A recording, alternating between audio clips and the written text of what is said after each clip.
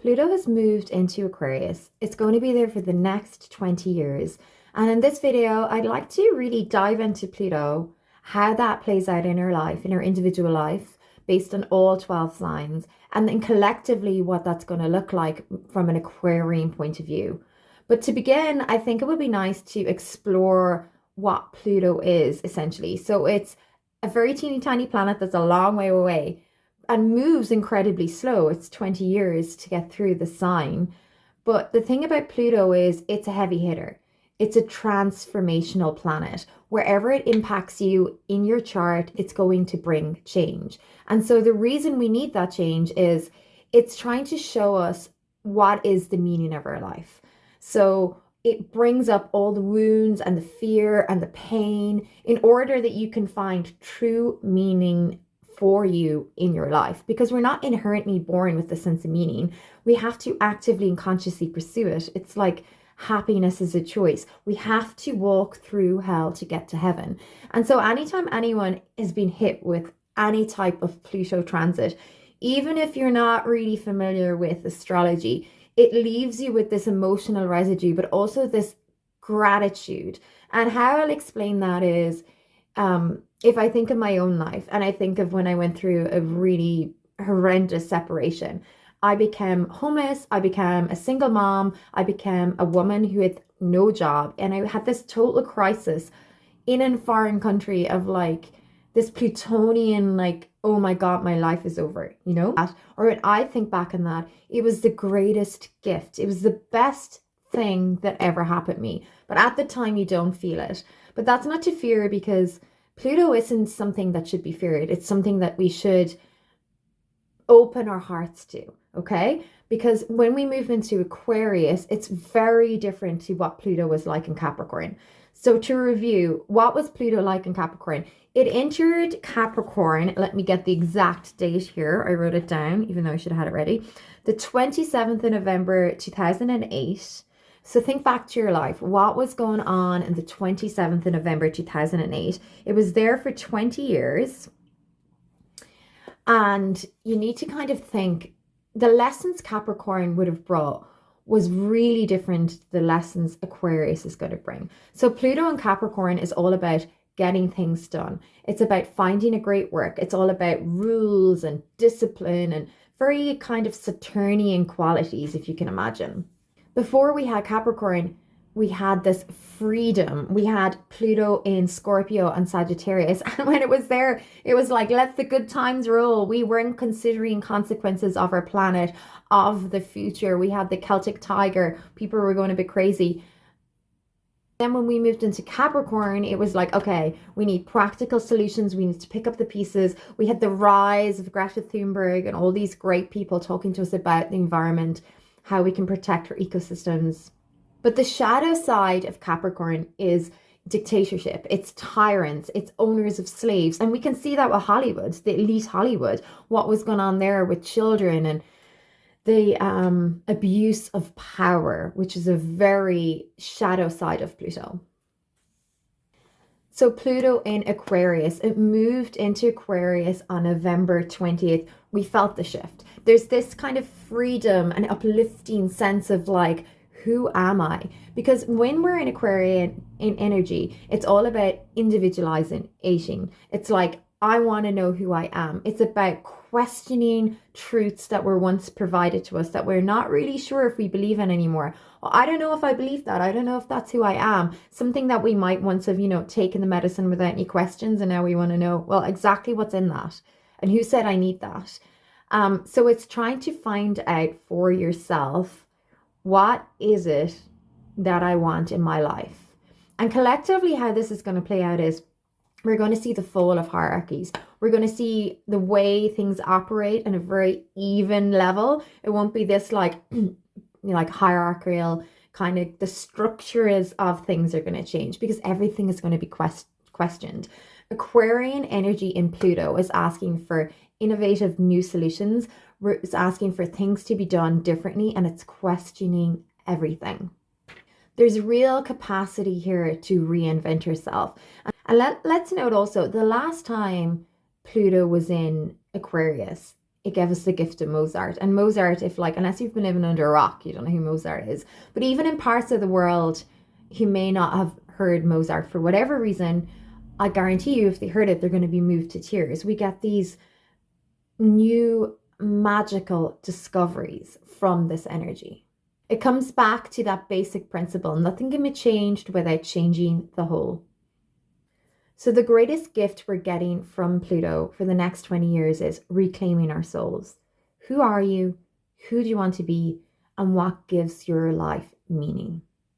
Pluto operates it's a slow player. So let's take the example, if there is something in your soul contract that you're meant to live in Australia and you're meant to open up a shelter for battered women or rescued animals.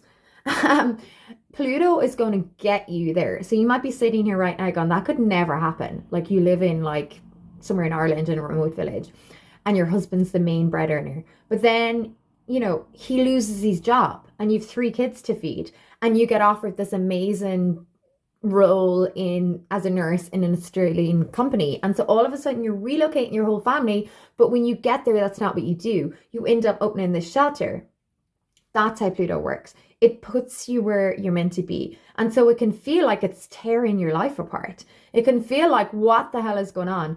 But essentially it's like you've had your chance to do it the right way, that you signed the agreement as a soul before you came onto this earth of how you wanted to live your life and the karmic lessons you wanted to learn. And so if you haven't been doing it yourself, Pluto's going to do it for you. And in a way, it's bringing up those wounds and fears that are just holding you back. And so when we look at Pluto in Aquarius, I'm excited for it because it's a freedom. It's a freedom in how we think. It's a freedom in our belief systems. It's going to advance into technology, advance AI, for good and bad. Like everything, there's 2 sides to it. But let's get into how it impacts you directly based on all 12 signs. Beforehand, I just want to mention if you're an Aquarian. So in our lifetime, not everybody is going to get a direct hit on their sun with Pluto, which makes sense because we've 12 zodiac signs. Pluto's 20 years in each sign. So you mightn't get, you know, a Pluto conjunction, which is where Pluto is at the exact same degree as your sun. But for an Aquarian, and all the Aquarians in all my Aquarian viewers right now, you're going to get a direct hit. And so that's not something to be feared. It's something to be excited about. Imagine someone saying, you know, I'm going to bring you to the front row, but you know, you might have to like hit a few people along the way, or you might like fall down the steps, a couple of steps, or you might like have to come from like really high up and get vertigo. It's kind of that flavor. But like when we think of people who've experienced it, like the first time Bruce Springsteen got a record deal, his Pluto, he was experiencing a Sun-Pluto conjunction. Carter became president. He was experiencing a Sun-Pluto conjunction. So it can bring these really big, beautiful gifts into your life. Here's how Pluto is going to play out in your life based on your rising sign for the next 20 years. So let's kick it off with Aries. For you guys, Aries, Pluto is going to be in your 11th house. So your 11th house is the planet of friendships. It's a planet of groups and organizations and associations. So Pluto for you is really going to re-examine your friends group. It's going to re-examine all of your business partnerships. So you can get new business partners, you can dissolve some current businesses. It's going to change how you interact collectively with groups. It's going to get you into alignment with organizations that follow the same morals and values that you have. Looking for meaningful, mindful connections with like-minded people. Really comes down to social status, like where it's very public facing, where you are in the world, how you present yourself, the message that you're sharing. You're like taking that step onto stage. You're already public, but now you're elevating, like, where am I going next? And it's your public place in the world and how you're going to use that for good. Also to mention, the 11th house is your future. So it's like your long-term dreams and goals. So you might find that you're really setting long-term goals. So saving for a mortgage, saving to travel the world in 6 years' time, like the long term. Taurus, you are experiencing it in your 10th house, which is all about career and cosmic mission and soul mission. So if you have been a lawyer your entire life and that's all you've ever known, but deep in your heart you knew, I want to be an artist, now you're going to become an artist.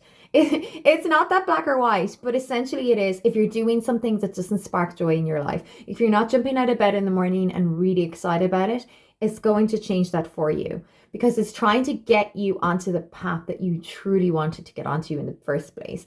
But essentially, it comes down to your cosmic mission, your soul purpose, and your career. And you're really examining, okay, what do I want from my life for the next 20 years? And what does your daily routine look like for that?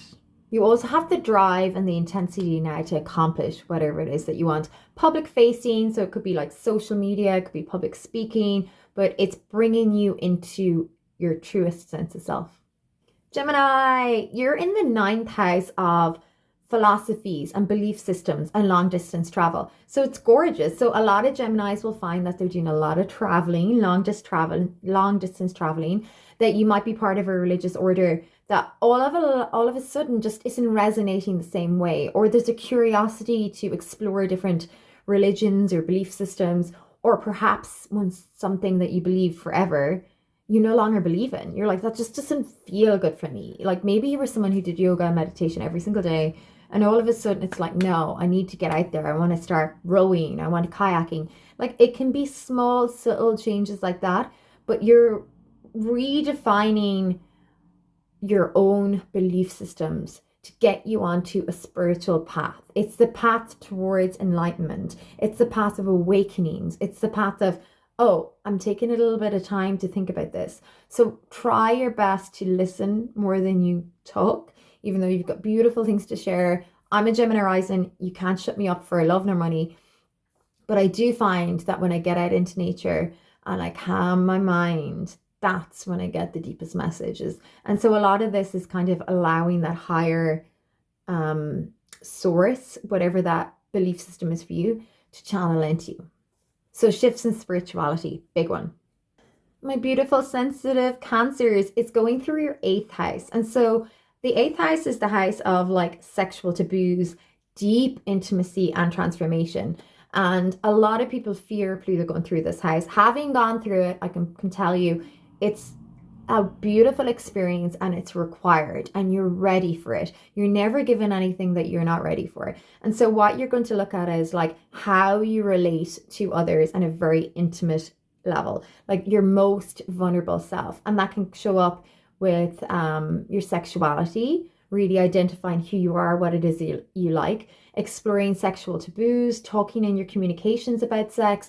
It can show up with your lusts and your desires. It can show up on your belief systems about yourself. Essentially, it comes down to personal growth. You're figuring out who you are independent of another, but also with another. So allowing someone else in, like opening up that vulnerability and that shell. So if you have a fear of commitment and you're never ever like getting past those first stages, or you're like hitting a wall every 2 years and you're ending the relationship, or you're engaged but never taking the next step to get married, that's all going to shift for you. Leos, you're going through a 7th house Pluto transit. So their 7th house is a house of relationships. So all of the relationships in your life are going to get a little bit of a shake-up over the next 20 years. And I think for Leos, it's going to be beautiful and difficult at the same time, because you're a Leo rising. You're born to shine. We are here to learn from your beauty. Go up there, shine so bright that I'm like, I wish I could have a little bit of that or be more myself, because you inspire us to be more ourselves just by watching you, okay? But when you're in a relationship, we have to kind of consider the other, and you're so loving and you're so giving, but you're going to find that you're attracting different types of people, that it's less about the I and more about the we. And so how can we grow together, and what do we need to compromise on, and how can we have a better life to help support others and make this world a better place?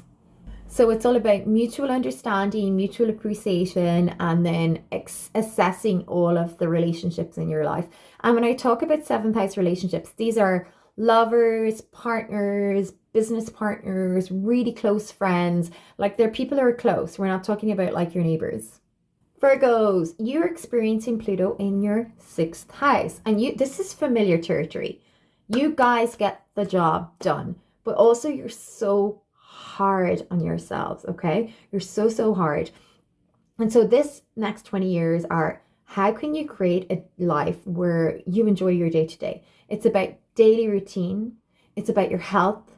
It's about putting yourself first. It's about taking time for you to master skill.